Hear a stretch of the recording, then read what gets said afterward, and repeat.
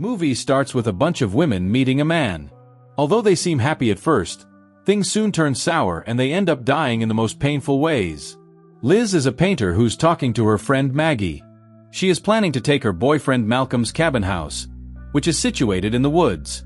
Maggie says that she should inquire if he's already married, but Liz says that he isn't. They start their journey through the woods and finally reach the remote cabin. She gets inside but hears some creaking noise coming from the attic. Malcolm comes there and says that it's time for them to hang the picture that she drew, but she isn't interested. She walks out and finds a box sitting outside. Malcolm tells her that the housekeeper must have left it. He shows her that he has already hung the picture. Later, she notices an identical cabin outside. Malcolm tells her that it belongs to his cousin Darren, but his car is nowhere to be seen, so he will not be bothering them. She draws a heart sign on the glass and leaves. She goes to take a shower and lies in the bathtub. She hears Malcolm humming a lullaby that seems really familiar. She hears strange noises coming from the house, but it's not Malcolm. She falls asleep, but a heart sign forms on a window by itself. They start to enjoy dinner and Malcolm says that he thought she would be happier to see the picture hanging, but Liz says that it's simply a decorative piece. They start to get frisky, but just then the doorbell rings. They try to avoid it, but the person is rather insistent. Malcolm says that it's Darren who has shown up with his date. And Darren introduces them to Minka, his girlfriend. They try to talk to her, but he says that she doesn't speak a word of English, but he doesn't care about it as she seems better with her mouth closed. He then says that they will be leaving soon as he doesn't want to ruin their special night. He requests that Malcolm go to a different room so they can have a chat. After they leave, Liz notices Minka behaving weirdly. She asks her about it, but Minka says in clear English that the cake tastes like poop pointing towards it. She starts to get suspicious, but just then Darren gets inside and takes Minka away. He tells Malcolm that Liz is a keeper and he shouldn't let her get away. Liz seems to be upset about Darren's remarks. Malcolm says that he is a raging misogynist, but he is nothing like that and truly loves her. They start to make out, but Malcolm stops in between to talk about the cake. He says that the caretaker makes amazing cake and she must try some. Liz says that she hates chocolate cake, but he still gives her a piece. Something seems to be off about the situation, but she still eats the cake. She has a dream about a woman being shot who happens to look just like her. She wakes up and gets out of bed, but there's a figure standing behind her ominously. She goes to the kitchen and finds the cake. She feels a weird pull and takes a chunk out of the cake. There's a severed finger inside it, but she is completely hypnotized and devours the cake in one go. The next morning, Minka is walking through the woods. She suddenly hears a strange growling noise coming from the woods. She immediately runs and hides behind a tree. She hears a woman humming a lullaby, but there's no one there. Suddenly, a creature bites her by the neck and takes her away. Malcolm wakes up and finds Liz missing.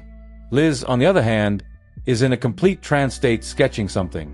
Malcolm finds her and asks her about what she is doing, but she completely ignores it and blows him a kiss. He is making breakfast, but Liz seems to be completely stuck in her shopping. He notices that she has devoured the entire cake. He tries to have a conversation and says that he has a patient named Ms. Portoy who is in a coma. Today they are going to get the final news about whether she's going to wake up or not, but she has no interest and keeps sketching pictures of multiple women with terror-filled eyes. Later that day, they go hiking. She comes across a river and the moment she stands in front of it, she gets a vision. She sees two young boys in the woods looking at a pregnant woman dancing by the river. She starts to feel uneasy, but Malcolm doesn't do anything about it. Just then, she notices a necklace in the river and retrieves it. There's a picture of a woman inside and she keeps it to herself. She is inside the cabin when she hears Malcolm arguing with someone. He comes rushing and says that his patient is in a critical stage. He says that he immediately needs to go there. He says that he is scared about her, but Liz assures him that she will be fine. After he leaves, she starts to play with the necklace that she found and gets another vision. She then starts to spy on Darren while talking to Maggie. She tells her that the cabin has no blinds and not a single door lock apart from the bathroom. She also mentions how she always feels high. She tells Maggie about how Malcolm left for work, but Maggie insinuates that he has a wife in the city and he went to meet her. She cuts the call and starts to spy again. Suddenly, she sees Minka's decapitated head and gets scared. But when she looks back again, she finds nothing. She wakes up from a nap and goes to drink water. Suddenly, Minka appears behind her, leaving her scared. She then finds Minka's miniature version sitting next to her. She suddenly jumps in front of her and asks her to stay silent or she will wake the children up. She says that the children think that Liz is their mother. She wakes up from her nightmare and finds that she has gotten her period and has stained the sofa. She immediately goes down to the basement to collect the cleaning agent but accidentally leaves her phone there. She starts to clean the sofa when she feels someone's presence in the house. She goes to check if someone is outside and it turns out to be Darren. She says that Malcolm is not at home. He was stunned to know that he had left his girlfriend all alone.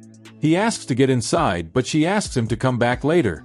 His tone shifts and he states that he has the right to get inside his family's home. Having no other way, she lets him in. He gets inside and starts to inspect the house. He asks her if she had the cake and she says yes. He then asks her if she felt sleepy afterwards, which makes her uncomfortable.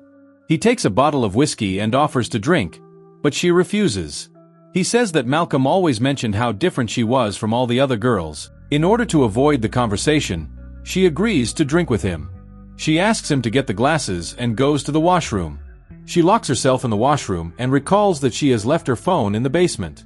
She hears Darren talking to someone on the phone, after which he takes out a meat cleaver and starts to scour through the house. The walking sound stops and she hears a strange growling noise. Something outside is dragging away Darren's decapitated body. She has no idea about what happened and stays inside. After all the noise stops, she finally comes out. She finds a house empty. She immediately runs to the basement and tries to call Malcolm, but goes to voicemail. She gets back up and finds the whiskey bottle on the kitchen counter. She goes to the counter and suddenly the disposer goes off. She turns it off and checks inside. She finds a Rolex inside that Darren was wearing. She looks back and suddenly finds a woman sitting with plastic wrapped around her head. She is horrified and shuts her eyes. But when she opens them again, she finds there's no one, but there is the same cake box sitting on the table.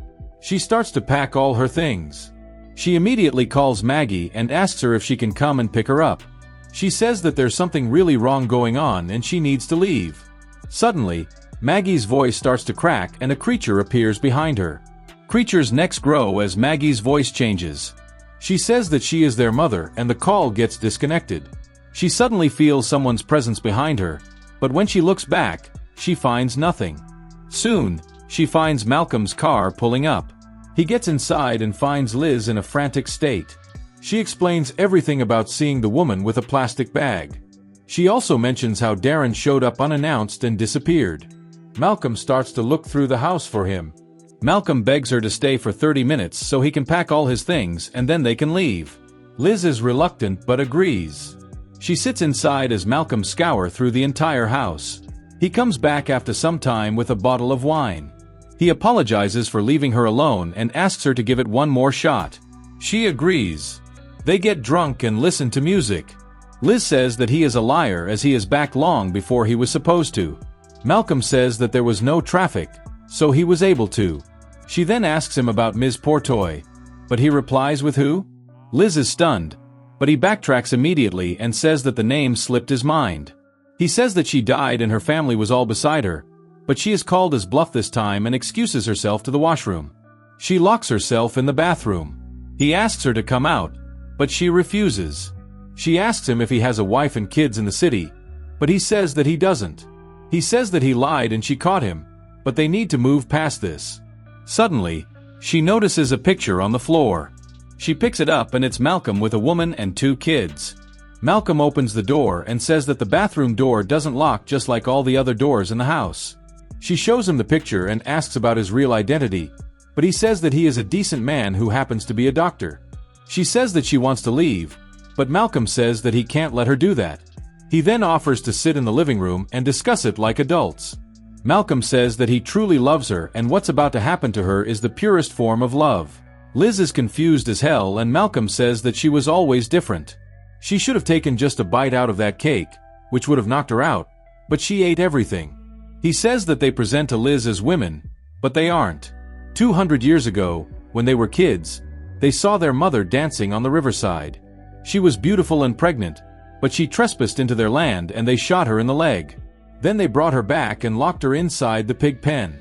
The wild boars started to attack her, but she somehow managed to save herself and went into labor. The boys came back and later that night found that the woman had given birth to a snake-like monster.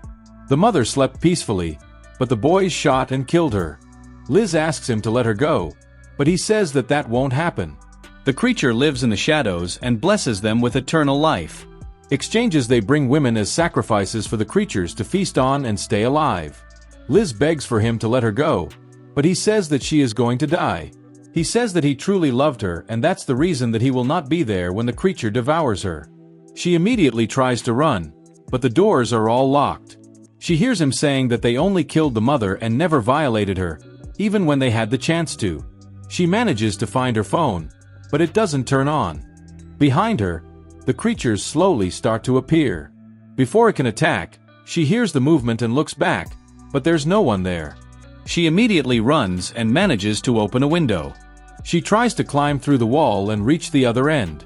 Suddenly, she notices the monsters appearing on the roof. She slips and falls in the river. She remembers how the picture she found inside the locket was hers. She recalls her past life as a mother and how the boys killed her. Back in the house, Malcolm starts to pack all of Liz's belongings. He remembers how he spotted her in a library and decided to target her. She puts all her items inside the box and keeps it in a room. The room is filled with boxes containing stuff from women who have been his victims and met their fateful death. Liz wakes up inside the basement. She tries to gather herself and sees a tomb inside the basement. Suddenly, the creature appears there.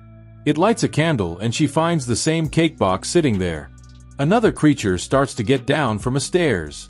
The creature brings out a jar of honey and takes out a head from inside. It's a mother. The woman with the plastic bag approaches her.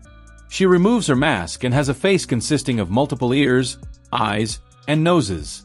The creatures start to gather around her from everywhere as she breaks out in laughter. All of them embrace her union as she submits herself. Malcolm is outside listening to her laugh, which soon turns into frantic crying. He plays some music and enjoys some whiskey. He stops the music after the crying has stopped and goes to bed. He wakes up in the middle of the night and finds that he has started to age rapidly. He immediately gets up but soon starts to cough up blood. Suddenly one of the creatures gets inside his room and attacks him. The next morning Malcolm gets up hanging upside down from a tree having aged 200 years. He calls for help and Liz slowly appears but she has completely transformed into a mother. He asks about what happened to her and she says that the creatures asked her to stay with him. He screams in rage, saying that he is the master and they can't disobey him, but it's too late. She tries to feed him the chocolate cake, but he refuses. She says that he will have to eat it one way or another, so he had better make it easy. He finally gives in and says that she was the only one he ever loved. But she calls his bluff and says that he says that to all the women. She then blows him a kiss and dunks his head in a jar of honey. She stands there and watches as he takes his last breath. She then leaves the body for the creatures to prey on.